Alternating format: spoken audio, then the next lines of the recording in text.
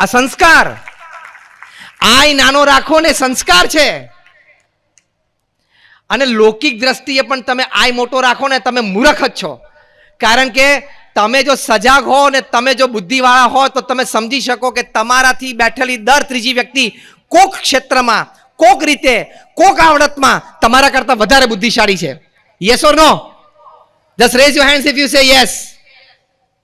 Thank you. આપણી બાજુમાં બેઠેલી ત્રીજી વ્યક્તિ આપણા કરતા કોક રીતે, ક્યાંક, કોક કાર્યક્ષેત્રમાં, કોક રીતે, કોક આવડતમાં વધારે છે.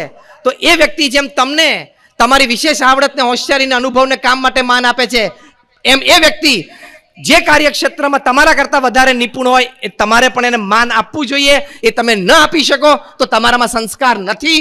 તમે આપી શકો તો તમારામાં સંસ્કારનું પહેલું પગથિયું આવી ગયું. પછી નાનો બાળક પણ હોઈ શકે.